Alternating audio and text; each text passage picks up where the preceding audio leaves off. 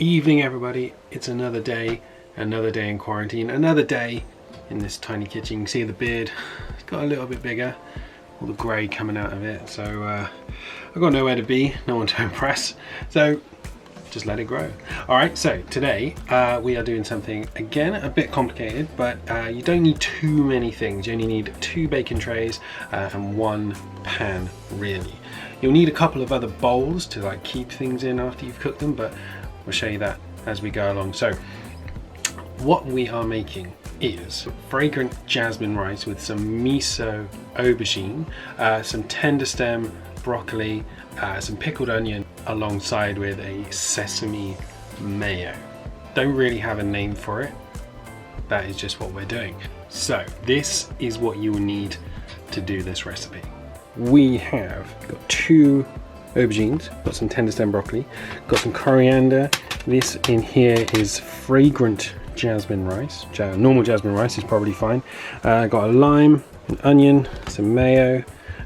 We've got sesame seeds. We've got soy sauce. We've got some miso paste, some honey, and this is some rice vinegar. First thing you'll need to do is to get your oven up to about 200. You put some tenderstem broccoli on one of those 2 baking trays, and then we dice up the aubergine and then put that on the other baking tray.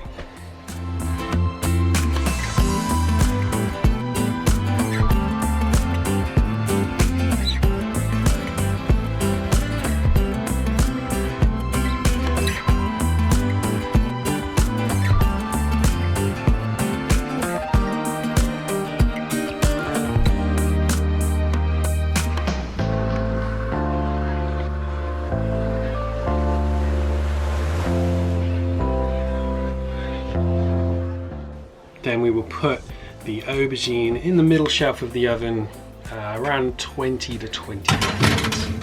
Okay, the next thing you want to do when that aubergine's in the oven cooking away and the tenderstem broccoli is on the other baking tray just waiting for it to be used later, you want to get that onion, chop it nice and thinly in half. Then get a small bowl, put the rice vinegar in it, and then half of that onion and half a teaspoon of sugar if you have it, mix it all up. That will be what creates the pickle that we'll use later on.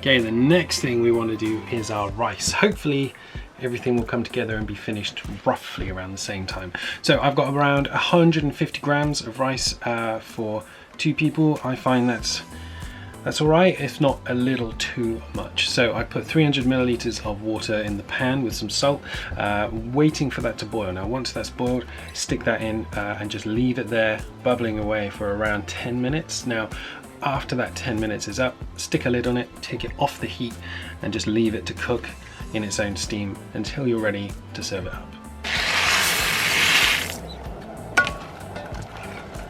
Right, you can hear the rice bubbling away. Like I said, it'll be on for about 10 minutes and then we'll take it off the heat. So in the meantime, while that's cooking and you're waiting for the aubergine as well, you want to cut the lime into wedges, chop the coriander up, then in another bowl put the miso paste, the soy sauce, and another half teaspoon of sugar and the honey as well. Mix that all up with a tablespoon of water and we'll use that too later.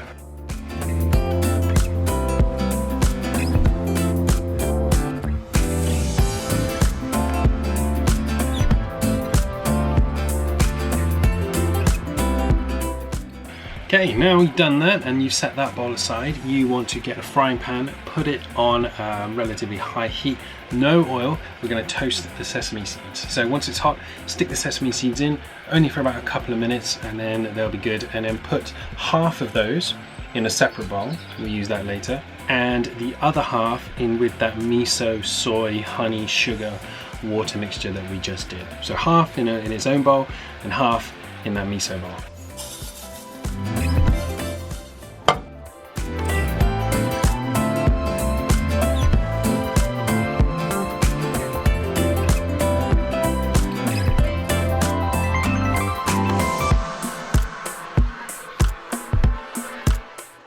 Right, at this point we've got the sesame seeds going. Like I said, they'll take a couple of minutes. Still got the rice going, that's still got a few minutes left before we take it off the heat. So now we'll stick in the broccoli for around 10 to 12 minutes, just so it starts looking a bit crisp, a bit charred.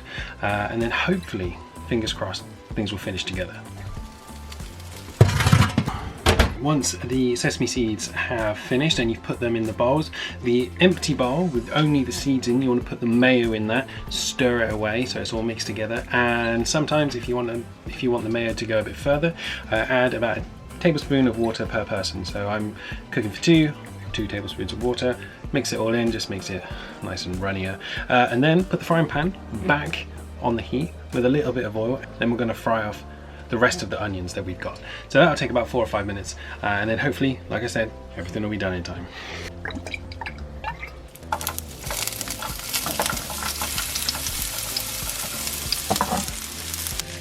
You can hear the onions crackling away as they're frying. So once the aubergine is finished, hopefully that will be soon, we will put that in with the onions as well, along with that miso paste, the one that we made with the honey, the soy. We put the sesame seeds in as well. I'm going to put that together, make sure that it all combines, mix it all up, stir it in for about 3 or 5 minutes, something like that, so it's all sticky and gooey.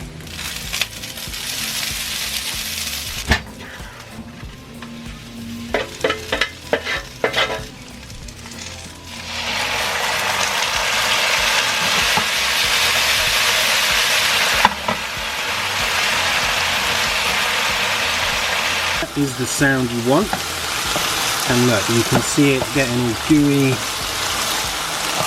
Reminds you of tar or something, I don't know, something nice. So it reminds me of treacle, actually. Oh, I bet you can smell it. The miso and everything is really coming together. Like I said, leave that for a few minutes, make sure it's all kind of sticking together. You can see how hot it is now with the oven and all the pans. This place is really small. So we're pretty much at the end. Once that is finished, we'll put the rice in the bowls, put that on top with some of that coriander that we chopped up earlier, the mayo on the side, and then on the very, very top, we'll put the broccoli as well. And then, hopefully, that'll be it. So, at this kind of stage, if not a little bit earlier, your broccoli should be finished. Go ahead, take that out, make sure it doesn't overcook. And I think, by the looks of it, I'm ready to dish up. So, this is what you should have at the end of all of this.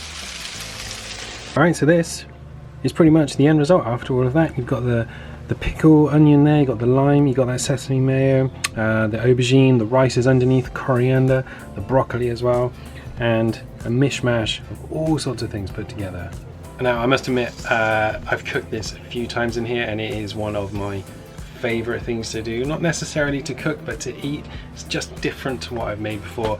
It does create quite a bit of mess though, so even though you don't really use too much, you end up with quite a lot of washing up to do at the end. But yeah, again, something a bit different that you can do in a small space. It's vegetarian, doesn't have any meat. You can add meat to it, I'm sure. I haven't.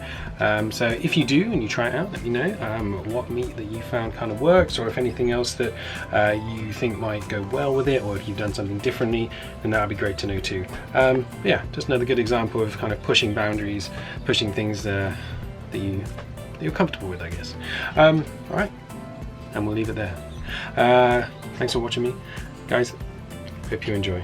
Happy cooking.